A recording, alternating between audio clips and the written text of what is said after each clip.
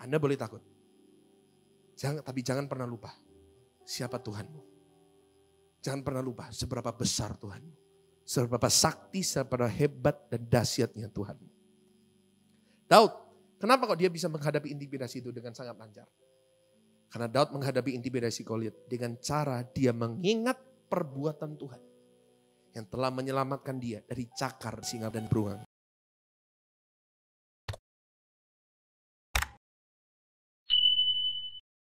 Siapa yang bangga punya Tuhan seperti Tuhan Yesus? Yang bangga sekali lagi berikan tepuk tangan buat Tuhan kita yang luar biasa. Silakan duduk Bapak Ibu Saudara. Dan selamat siang, shalom. Jemaat Tuhan Yesus diberkati, amin. Bapak Ibu, saya boleh katakan bahwa Tuhan itu punya rencana yang indah bagi umatnya. Setuju katakan amin. Dari awal penciptaan Tuhan itu punya rencana yang indah bagi ciptaannya. Bapak Ibu, saya harus kasih tahu bahwa Tuhan tidak pernah menciptakan dan merancangkan yang namanya sakit penyakit. Sakit penyakit itu tidak pernah ada dalam rencana Tuhan. Tuhan tidak pernah menciptakan atau merancangkan yang namanya kematian. Itu bukan dalam agendanya Tuhan. Tuhan tidak pernah merancangkan proses penuaan. Tidak pernah. Tuhan tidak pernah menciptakan perang. Tuhan tidak pernah menciptakan benci, iri hati. Itu semuanya tidak ada dalam agendanya Tuhan. Bapak Ibu, kejadian 1 dan kejadian Tuhan 2. Tuhan menciptakan langit dan bumi dan Tuhan katakan semuanya itu baik. Dan sangat baik.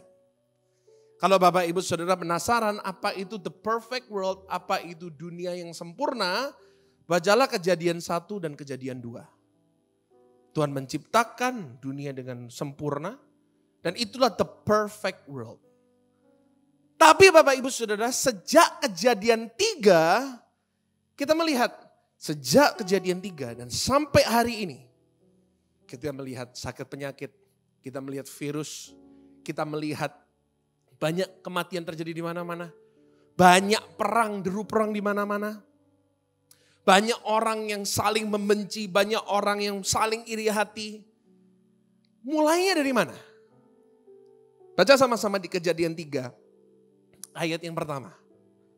Saya bacakan, adapun ular ialah yang paling cerdik dari segala binatang di darat yang dijadikan oleh Tuhan Allah.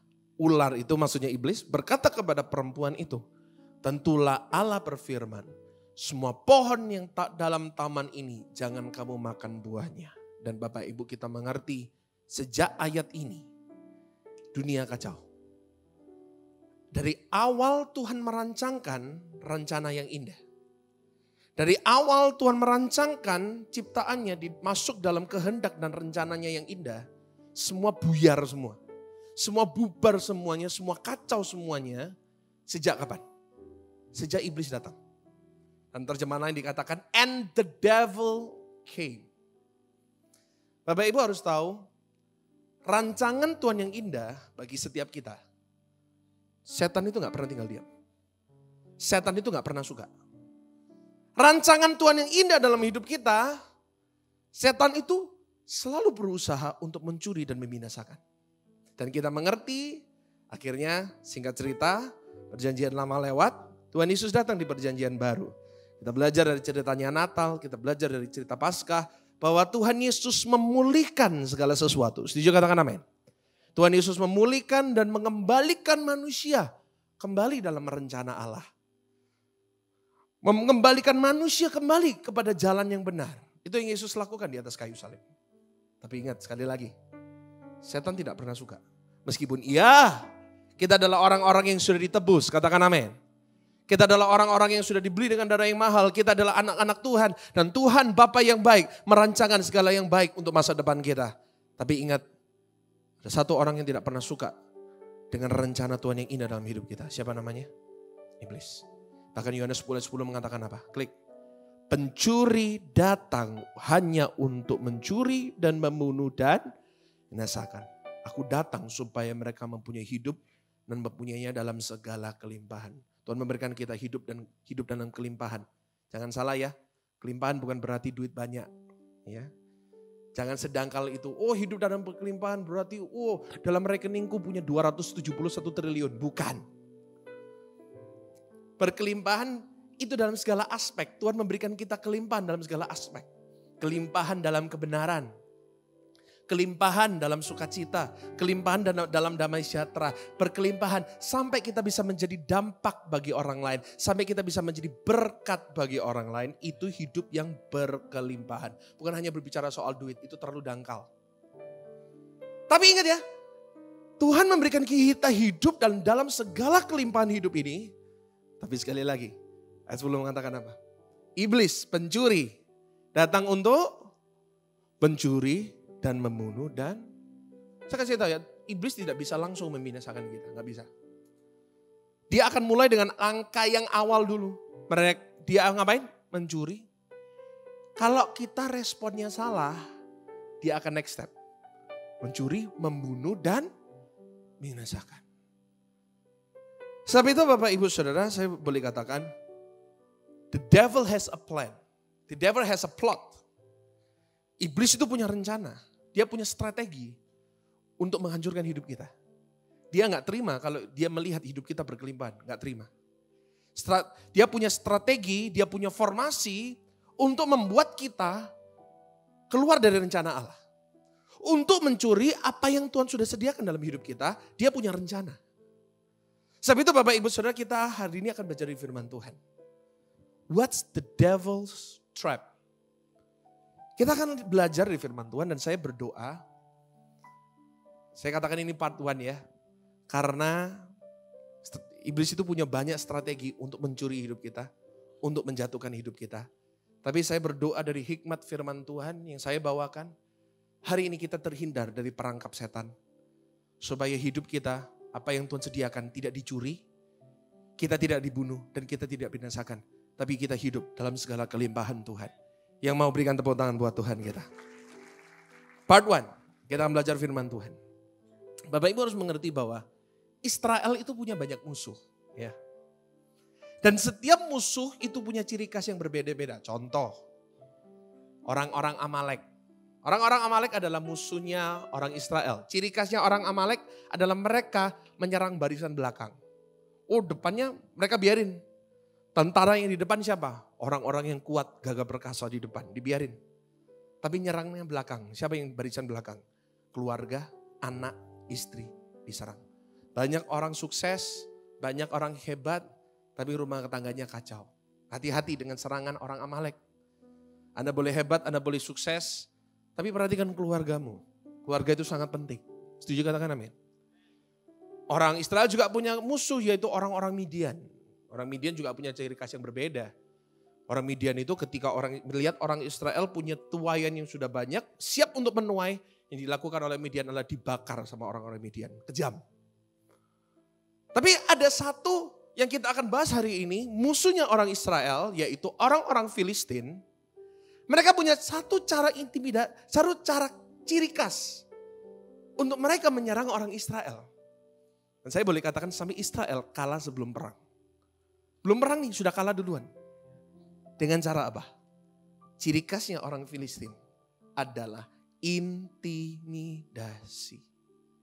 Ciri khasnya orang Filistin adalah nakut-nakutin. Sampai Israel sekali lagi, mereka sebelum maju kalah duluan. Mereka sebelum maju sudah takut duluan. Dan ada satu orang Filistin yang cukup dikenal, yang paling membuat Israel takut karena intimidasi. Saya yakin kita semuanya tahu. Siapa namanya? Masih ingat ya ceritanya ya? Mengintimidasi.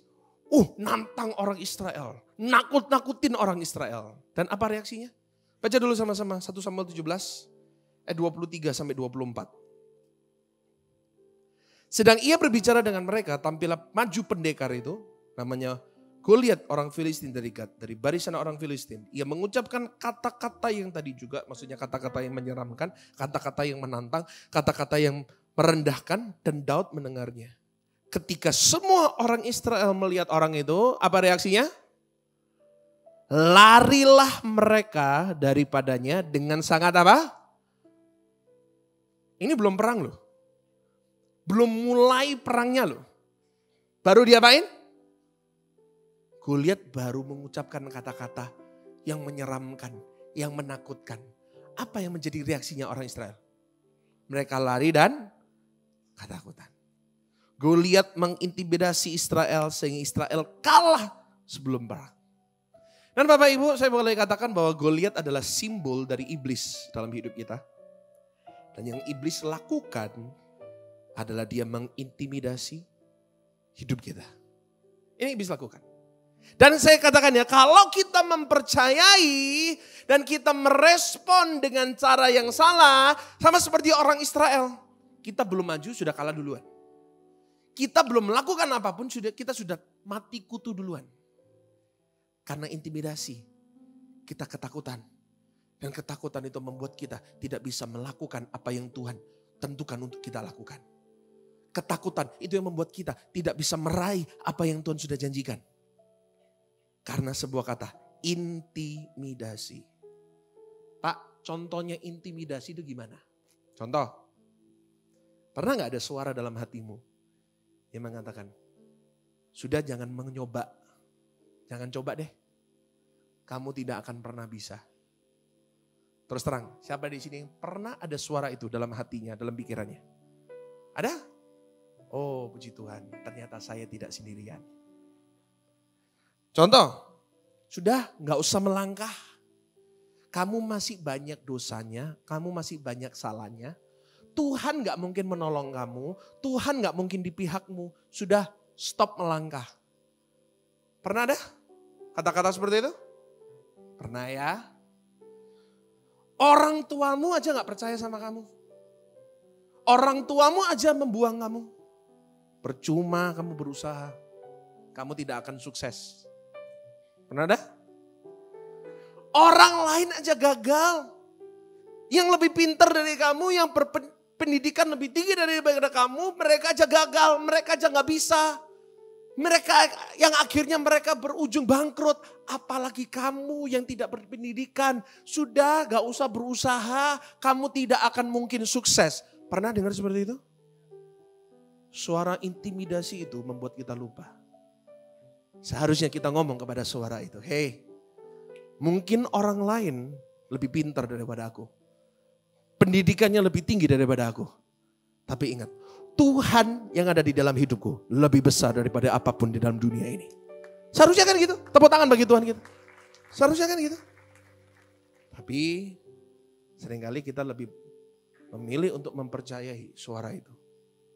Sama seperti orang Israel. Mereka begitu mempercayai suara Goliat. Sehingga aduh, gue gak bisa nih. Kalah dulu sebelum perang. Bapak Ibu Saudara, saya gak tahu apa yang Anda alami. Mungkin hari-hari ini banyak intimidasi dalam hidupmu. Terus terang saya gak kebal sama yang namanya intimidasi. Bahkan semakin naik levelnya, semakin heboh intimidasinya. Tapi saya hari ini akan menjelaskan dan saya akan membongkar rahasia firman Tuhan. Kebenaran di balik intimidasi Goliat.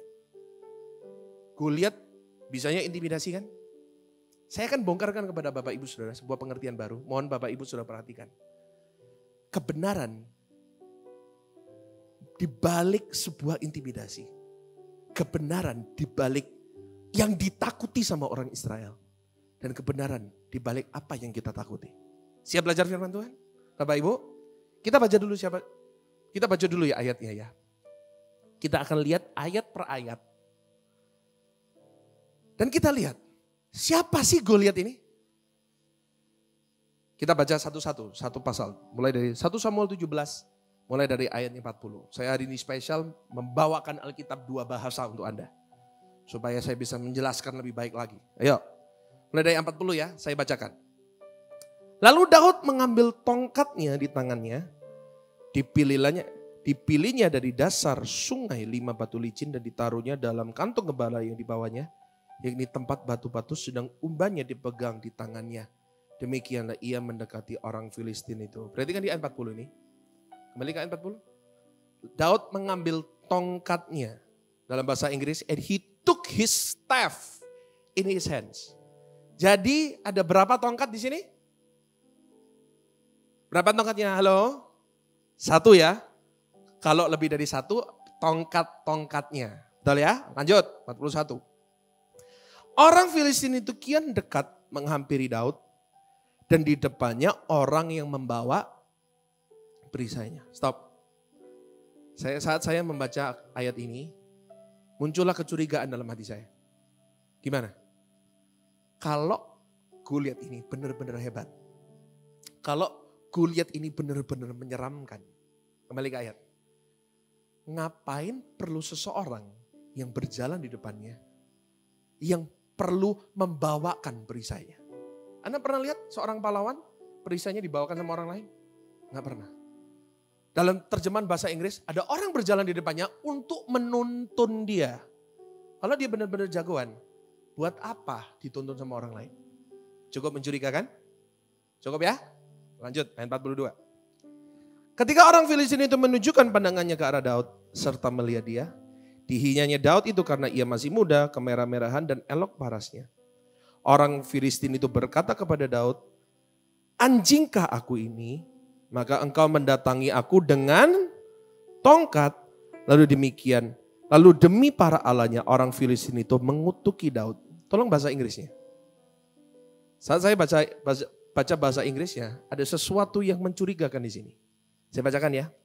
So the Philistines said to David, am I a dog that you came to me with apa? Dalam terjemahan aslinya, tidak dikatakan stick, tapi sticks. Sticks itu apa? Yang bisa bahasa Inggris, sticks itu artinya plural. Lebih dari satu. Tadi kita sudah membaca di ayat yang sebelumnya. Daud membawa berapa? Satu. Tapi di sini Goliat melihat apa? Lebih dari satu. That you come to me with apa? Sticks, dengan tongkat-tongkatmu. And the Philistine cursed David by his God. Artinya apa? There is something wrong with your eyes. Ada sesuatu yang salah dengan matanya Goliat. Cukup mencurigakan sampai sini? Cukup mencurigakan ya? Saya baca ini, kok saya curiga akan sesuatu di sini. Lanjut ya. Pula orang Filistin berkata kepada Daud, hadapilah aku, maka aku akan memberikan dagingmu kepada burung-burung di udara dan kepada binatang-binatang di padang. Yang terakhir, tapi Daud berkata kepada orang Filistin itu, engkau mendatangi aku dengan pedang dan tombak dan lembing. Tapi aku mendatangi engkau dengan nama Tuhan semesta alam, Allah segala barisan Israel yang kau tantang itu. Oke, sampai sini aja. Jadi kita lihat speknya Goliat. Boleh ditampilkan speknya Goliat. Dari yang kita baca di 1 Samuel 17, dikatakan bahwa Goliat adalah orang yang tingginya hampir 3 meter. Dia badannya besar. Tapi dikatakan juga bahwa dia tidak bisa berjalan dengan baik. Makanya perlu dituntun, dibawakan. Karena dia tidak bisa berjalan dengan lancar. Dan matanya juga kabur. Dia gak bisa melihat dengan baik. 1 tongkat dianggap 2 tongkat. Kita lihat ya, ini speknya Goliat. Ketika saya menulis speknya Goliat, saya curiga akan sesuatu. Saya hari ini akan kasih Bapak Ibu sebuah ilmu kedokteran. Oke? Sini ada dokter ya, para dokter boleh angkat tangan? Correct me if I'm wrong. Klik. Ada satu penyakit yang namanya gigantisme dan akromegali. Penyebab penyakitnya sama di otak. Yang menyebabkan seseorang pada masa mudanya kalau dia tidak diperbaiki akan menjadi orang yang tumbuh besar banget sampai dia hampir 3 meter. Klik. Ada satu orang yang cukup terkenal namanya Sultan Koshen. Silakan di Google. Namanya Sultan Koshen. Dia ada orang yang tingginya 2,7, 2,8 hampir sama seperti Goliat. Tapi dia kemana-mana dia tidak bisa berjalan dengan baik. Kemana-mana harus pakai tongkat. Kemana-mana harus dituntun sama orang. Gak bisa membawa barang berat. Karena kakinya lemah. Oke? Lanjut. Dan kalau sudah dewasa, masa pertumbuhan tulangnya sudah selesai, dan tumor otaknya itu tidak diperbaiki, tidak dioperasi, pada zaman itu tidak ada operasi ya, akan menjadi sebuah penyakit yang namanya akromegali. Akromegali itu apa? Yang menyebabkan tulang itu jadi besar-besar, gede-gede. Lihat yang kiri, itu orang akromegali, yang kanan itu manusia biasa. Akromegali itu yang menginspirasi film Shrek. Yang pernah nonton Shrek angkat tangan. Besar-besar ya, mukanya tebel-tebel. Itu orang yang kena akromegali. Kita lihat, salah satu fiturnya adalah, puji Tuhan, terima kasih teman-teman multimedia, bawakan saya laser. Prominent forehead, artinya jidatnya jadi nonong. Batuknya itu jadi nonong. Menjadi target yang semakin gampang untuk Daud, betul? Lanjut. Klik. Nah ini gigantisme. Anak kecil, tumor otak, kena di pituitary tumornya, dia jadi besar sekali. Tinggi sekali. Dan ini gambar, ini klik. Ini gambar tumornya. Di tengah-tengah sini, ini namanya pituitary gland, di mana banyak hormon yang muncul. Salah satunya adalah hormon pertumbuhan, growth hormone. Kalau anak, dia growth hormone, makanya dia bisa jadi tinggi. Tulangnya bertumbuh, karena hormon yang keluar dari sini. Ini kalau kena tumor, pituitary tumor ini, akan mengeluarkan growth hormone yang begitu banyak, sampai anaknya jadi besar sekali. Dan kalau ini semakin besar, yang ini semakin besar dan semakin besar. Bapak Ibu lihat ini saraf apa? Saraf apa ini? Ini saraf mata. Kalau ini tumbuh besar dan tumbuh besar terus, akan menekan saraf mata. Sehingga matanya tidak bisa dilihat dengan baik. Jadi diplopia, istilah kedokterannya. Jadi kita lihat yuk, klik. Nah ini definisi gigantisme dan akromegali. Gigantisme dan akromegali disebabkan karena tumor otak, tumor pituitary gland yang membuat hormon pertumbuhan, growth hormone meningkat yang menyebabkan seorang menjadi raksasa dan tulangnya menjadi sangat tebal. Klik.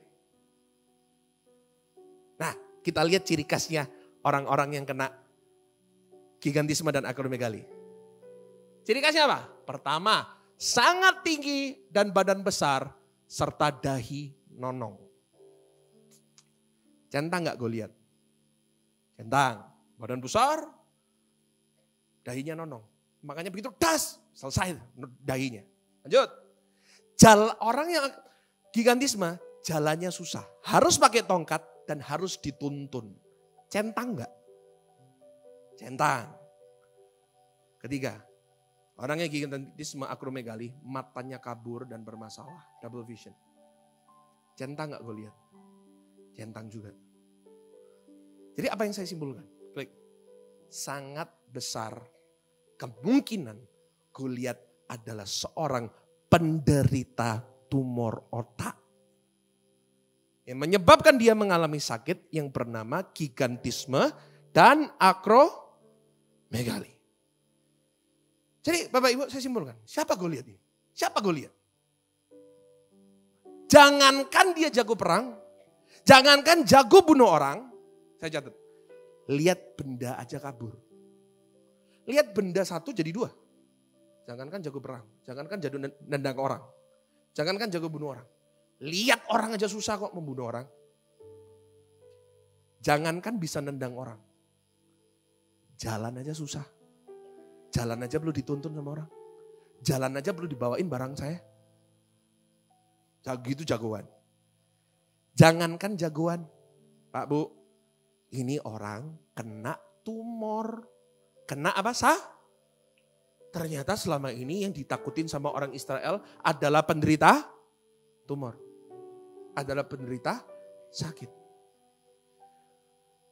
Dan anehnya orang Israel masih takut. Kenapa? Intimidasi. Oh orang Filistin memang cerdas mereka. Ini orang sakit tapi diberikan baju yang keren dulu. Baju zirah yang luar biasa. Suruh teriak-teriak. Ayo sini, siapa yang berani lawan aku? Sini. Gak ada yang berani. Karena confidence-nya dulu. Wah ayo sini. Padahal ini penderita tumor otak. Orang yang sakit. Jangankan jagoan. Jalan aja susah. Pak, Bu, saya catat. Jadi di balik intimidasinya Goliat, di balik tampangnya yang menyeramkan, ternyata semua ketakutan yang dihadapi Israel hanya bohong. Hanya omdo. Hanya apa? Goliat cuma pintar ngomong tok. Hei kalian, ayo siapa yang berani? Padahal dia hanya penderita tumor yang kena tumor otak. Pak, Bu, sekali lagi. Goliat itu melambangkan iblis yang ada di dalam hidup kita. Yang sering mengintimidasi kita sampai kita dan banyak orang kalah sebelum perang. Ternyata semua ketakutan yang iblis coba suntikan dalam hidup kita lewat intimidasi, lewat suara-suara dalam hati kita. Semuanya itu hanya apa? Kata-kata dan bohong. Semua yang kita anggap menyeramkan tidak begitu menyeramkan. Apalagi bersama Tuhan. Halo? Seringkali kita dibohongin sama iblis. Setuju? Seringkali kita dibohongin sama si penderita sakit itu. Sehingga kita seringkali mati kutu dan gak berani melangkah. Tidak berani meraih apa yang Tuhan janjikan. Hanya karena kita diintimidasi sama si yang kena tumor otak itu. Yaitu iblis. Pak, Bu. Saya boleh katakan. Mulai hari ini. Hadapi apapun intimidasi dalam hidupmu. Jangan mundur. Hadapi. Karena tidak ada hal yang menyeramkan. Apalagi bersama Tuhan kita. Tepuk tangan buat Tuhan. 1 Petrus 5 ayat 8 mengatakan apa? Sadarlah dan berjaga-jaga, lawanmu si iblis berjalan keliling seperti singa yang mengaum-ngaum dan mencari orang yang dapat ditelannya. Iblis gak bisa menggigit kita. Dia hanya bisa ngapain? Cuap-cuap. Hanya bisa mengintimidasi. Tapi dia bisa menelan. Siapa yang dia menelan? Satu ayat sebelumnya, 1 Petrus 5 ayat 7, klik. Serahkanlah segala kekhawatiranmu kepadanya. Sebab ia yang melihara kamu. Konteksnya apa ini? Konteksnya kekhawatiran. Iblis hanya bisa mengaum-ngaum untuk membuat kita khawatir dan takut. Dan kalau reaksi kita khawatir dan dikuasai kekhawatiran dan ketakutan. Disitulah kita dicaplok. You understand caplok? Kita akan dimakan oleh iblis. Reaksinya gimana? Satu ayat setelahnya. 1 Petrus 5 ayat 9. Klik. Lawanlah dia dengan apa? Lawanlah intimidasi iblis yang membuat kamu khawatir. Yang akhirnya membuat kamu tertelan. Lawanlah dia dengan apa? Iman yang teguh. Sebab kamu tahu bahwa semua saudaramu di seluruh dunia menanggung penderitaan yang sama. Pak, Bu, the best response to intimidation. Respons ya mestinya, SE. The best response to intimidation.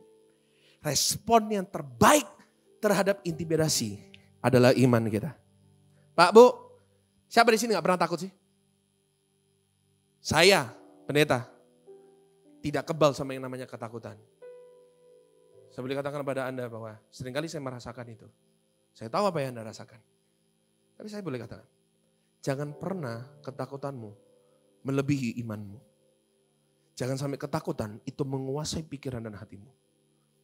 Let your faith always over your fear. Saya catat. You can fear, but faith always have to be over fear. Anda boleh saja merasa takut. Siapa yang gak pernah merasa takut? Namun iman selalu harus di atas perasaan. Yang setuju katakan amin. Pak, Bu, saya cerita ya. Intimidasi adalah hal yang sangat sering saya alami. Bahkan 2022 sebelum saya berangkat ke kota Jakarta, pendidikan GSI di sini, intimidasi itu terkuat dalam hidup saya. 1 minggu sebelum berangkat, beberapa hari sebelum berangkat, banyak suara dalam hati saya. Apa yang membuat kamu berpikir kamu bisa? Banyak di Jakarta, banyak orang yang merantau ke sana gagal. Buat apa? Gak usah mencoba, gak usah berangkat. Suara-suara dalam hati saya mengatakan gini, kamu gak malu? Kalau seandainya kamu ke kota Jakarta sudah gaya-gaya meninggalkan tempatmu di asal, lalu kamu gagal di sini, kamu gak malu? Dan terus terang itu suara sangat kuat dalam hati saya. Sehingga beberapa hari sebelum saya berangkat, saya masih ingat. Akhir Juni 2022, saya ngomong sama papa saya. Kita batalin yuk. batalin aja yuk. Kayaknya gak bisa. Kayaknya aku gak kuat, kayaknya aku gak mungkin bisa. Saya down banget, saya overthinking banget. Saya seakan-akan gak ada damai sejahtera banget dalam hati saya. Kenapa? I was overwhelmed with intimidation. Saya terlalu dikuasai oleh yang namanya ketakutan dan intimidasi iblis. Saya hampir batalin. Singkat cerita, saya tetap berangkat. Saya tetap melangkah. Dan saya gak mau kalah dulu sebelum perang. Dan kita lihat sampai hari ini, Tuhan pelihara GSCS. Bahkan lebih dari apa yang saya pikirkan, Tuhan pelihara. 2022, Natal pertama. Kami coba untuk melakukan di Balai Samudra. Saya mau tanya, siapa yang 2022 datang di Natal Balai Samudra? Oke, ada sebagian kecil ya yang datang di Balai Samudra. Terus terang Bapak Ibu Saudara. Belum sampai 1 tahun, kami mau pakai Balai Samudra, itu intimidasinya kuat sekali. Banyak omongan dalam hati saya. Emang ada yang datang? Emang kamu dikenal sama orang? 24-25 banyak yang liburan, gak ada yang datang. Terus terang Bapak Ibu Saudara, saya overthinking juga. Saya kempot-kempot hati ini. Dananya ada gak? Ada yang datang gak? Ada yang bilang banyak, terima kasih. Saya kempot-kempot. Dalam beberapa hari sebelum event itu, saya cuma doa sama Tuhan, Tuhan tolong. Tapi Pak Bu, saya hadapin aja. Ketakutan sebesar apapun, saya hadapin. Tantangan sebesar apa, saya hadapin. Saya datang ke Balai Samudra, GA23, saya lihat, ini kursinya kok banyak banget ya. Kok kayaknya 3.000 orang itu gak sebanyak ini ya. Saya ketar-ketir Bapak Ibu Saudara. Hatinya kempot-kempot. 2022 yang datang 24 Desember Anda tahu. Tempat itu penuh sampai gak cukup tempatnya. Banyak yang pulang. Tahun depannya lebih kempot lagi. Kenapa? Balai Samudra 6 kali ibadah kali 3.000 kursi. Dananya jauh lebih banyak. Attendance-nya harus jauh lebih banyak. Saya cuma mikir gimana ya ini ya. Ada gak ya yang datang ya? Saya cuma pasrah. Istri saya tahu, 1 minggu, sepanjang 1 minggu, saya gak bisa tidur. Kenapa? Intimidasi, gak ada yang datang, gak ada yang datang, gak ada yang datang. Tapi saya tetapkan hati saya, ada atau gak ada yang datang, hadapin. Ada atau gak ada yang datang, jalanin. Tahun lalu, siapa yang datang? 2023. 6 kali ibadah, lebih daripada 12.000 orang yang datang selama 2 hari. Kasih tepuk tangan buat Tuhan. Hadapin aja. Hadapin aja. Suara dalam hati saya ini yang membuat saya takut, tak hadapin semua. Suara yang dalam hati sini yang mengatakan gak mungkin. Saya tahu itu dari si Goliat. Cuman ngomong doang yang gak bisa apa-apa. Tak jalanin sama saya. Tak hadapin sama saya. Anda sedang diintimidasi apapun hari ini saya gak tahu. Saya boleh katakan hadapin. Setuju katakan amin? Hadapin. Akhirnya 2023. Pertanyaannya, 2024 gimana? 2024 gimana? Hadapin, ya Bu ya? Hadapin. Kemarin saya duduk makan bersama Kak Karen Delano. Saya cerita, tahun lalu Balai Samudra itu penuh loh. 6 kali ibadah, orang gak bisa, banyak yang pulang. Gimana ini? Gak mungkin tahun ini, apalagi tahun ini 24 Desember adalah bukan hari Minggu. Kita gak bisa mengadakan 3 ibadah. Hanya bisa melakukan malam. Gimana ya ini ya? Akhirnya saya diingatkan Tuhan. Tahun lalu ingat gak 24 Desember di malam Natal? Kamu pernah ngomong gini. Karena situasi seperti ini tahun lalu, mohon maaf ya. Pada kepanasan, betul? Yang kepanasan angkat tangan? Mohon maaf ya. Kepanasan, oke. Lalu saya ngomong tahun lalu, tahun depan kita di Istora Senayan. Kita sepakat, bisa? Intimidasinya berat banget Bapak Ibu Saudara. Kempot-kempot, maju mundur sampai mundur. Saya katakan, yuk kita hadapin. Cukup atau tidak cukup dananya? Hadapin dulu. Ada atau tidak ada yang datang? Hadapin dulu. Jangan kalah sama intimidasi setan. Ingat, Goliat itu cuman penderita yang hanya bisa cuap-cuap. Jangan pernah kemakan sama omongannya Goliat. Jangan pernah kalah sama intimidasi. Hadapin apa yang kamu bisa hadapin bersama Tuhan. Jadi Bapak Ibu Saudara, ini perbincangan yang serius. Tahun 2024 Desember, Natal, GSJS, kita mengadakan di Istora Senayan.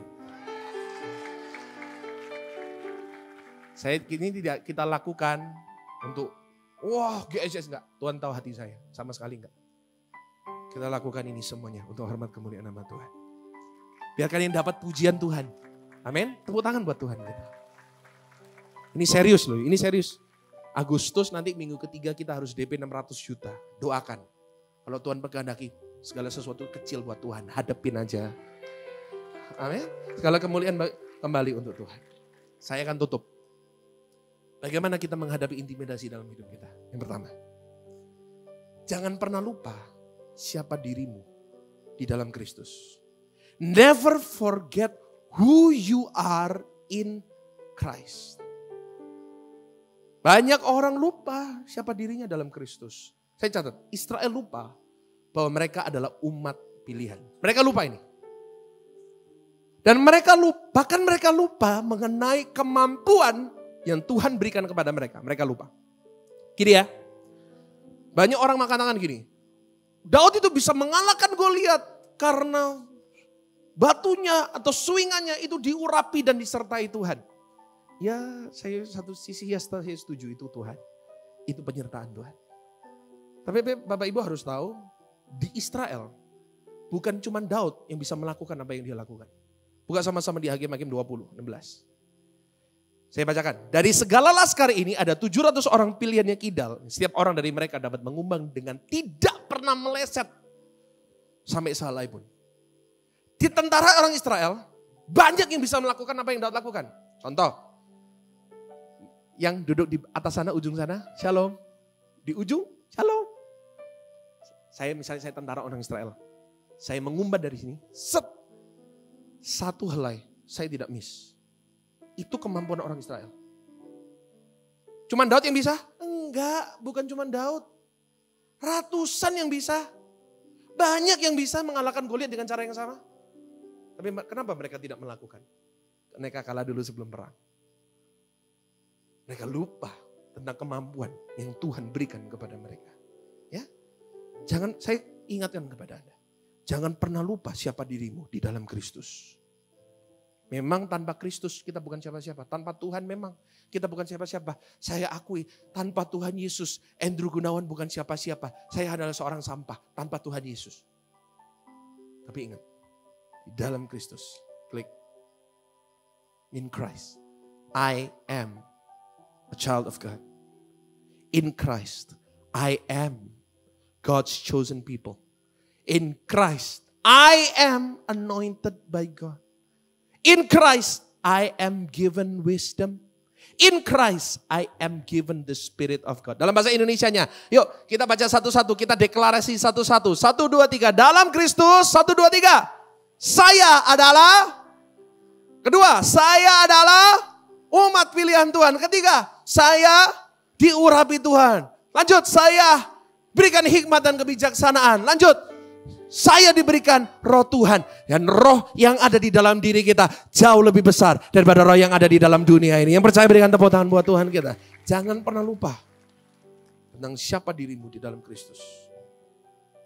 Begitu Israel tiba-tiba lupa tentang siapa dirinya dalam Kristus. Mereka kalah sebelum perang. Apapun tantangan yang kau hadapi. Sesusah apapun. Ngomong gini. Aku ini diberikan hikmat sama Tuhan. Tantangan sebesar apapun. Pasti bisa terlewati. Karena hikmat yang Tuhan berikan kepadaku bisa jauh lebih besar daripada hikmat yang dunia berikan. Pasti bisa terlewati. Percaya kita adalah orang-orang dikasih hikmat sama Tuhan? Jadi sebesar apa tantanganmu, gak ada jalan, saat gak ada jalan, percayalah. Hikmat yang Tuhan berikan pasti memberikan jalan keluar. Amin. Jangan pernah lupa dirimu. Dan yang kedua, yang terakhir ya, karena waktu. Bagaimana kita bisa melawan intimidasi. Ini yang sangat penting. Yang tadi pertama, jangan lupa siapa dirimu dalam Kristus. Dan yang kedua, jangan pernah lupa siapa Tuhanmu. Banyak orang menjadi takut, mundur, karena mereka lupa siapa Tuhannya. Israel lupa bahwa mereka punya Tuhan yang besar. Mereka lupa tentang Tuhan yang telah menyertai mereka keluar dari tanah Mesir. Mereka lupa tentang Tuhan yang telah membelah laut di depan mereka. Mereka lupa Tuhan yang telah menjatuhkan tembok Yeriko hanya dengan tiupan sangkakala. Mereka lupa tentang Tuhan yang menyerahkan musuh-musuhnya di tangan mereka. Dan banyak hal yang lain. Tiba-tiba mereka melupakan semuanya. Hanya karena intimidasi.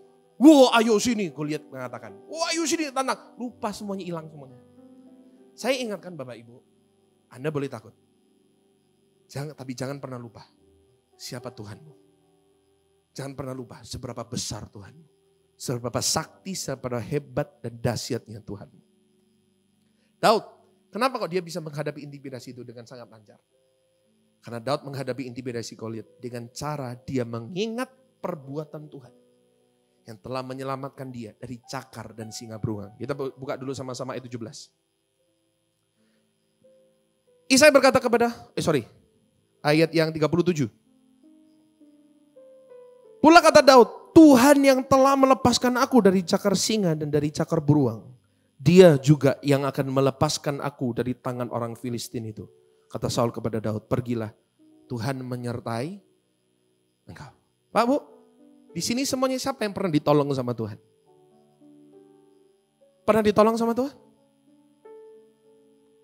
Apa yang membuat Anda berpikir Tuhan yang dulu berubah dengan Tuhan yang sekarang? Kalau dia Tuhan yang bisa menolongmu di masa lalu, Tuhan yang sama pasti bisa juga menolong kita. Pasti bisa juga campur tangan dalam hidup kita. Jangan pernah lupakan kebaikan Tuhan. Jangan pernah lupakan kedahsyatan Tuhan. Dia yang mengangkat dirimu dari lumpur. Jangan pernah lupakan. Menghadapi semua tantangan dalam hidupmu. Ingat, Tuhan yang pernah menolong aku. Dia juga pasti bisa menolong aku. Amin. Jangan pernah lupa Tuhan. Dan Daud menghadapi Goliat dengan membawa nama Tuhan yang besar. 1 Samuel 17 ayat 45-47 saya bacakan. Tetapi Daud berkata kepada orang Filistin itu, engkau mendatangi aku dengan pedang dan tombak dan lembing. Tapi aku mendatangi engkau dengan nama Tuhan semesta alam. Allah segala barisan Israel yang kau tantang itu. Hari ini juga Tuhan akan menyerahkan engkau dalam tanganku. Dan aku akan mengalahkan engkau dan memenggal kepalamu dari tubuhmu. Hari ini juga aku akan memberikan mayatmu dan mayat tentara orang Filistin kepada burung-burung di udara dan kepada binatang-binatang liar. Supaya seluruh bumi tahu bahwa Israel mempunyai apa? Tuhan. Dia berkata, I will face you with the name of God. Dia begitu yakin tentang Tuhannya. Bahwa Tuhannya lebih besar dari apapun yang ada di dalam dunia ini. Amin. Daud punya keberanian untuk menghadapi segala ketakutan. Karena dia selalu mengingat betapa besar Tuhannya. Dan saya hari ini berdoa. Saya hari ini berdoa mata Anda terbuka. Tentang betapa besarnya Tuhanmu. Ayat yang terakhir. Silakan pemain musik WL Singers. Closing. 2 Raja-Raja 6 ayat 14-17. Maka dikirimkannya ke sana kuda serta kereta dan tentara yang besar. Sampailah mereka pada waktu malam lalu mengepung kota itu.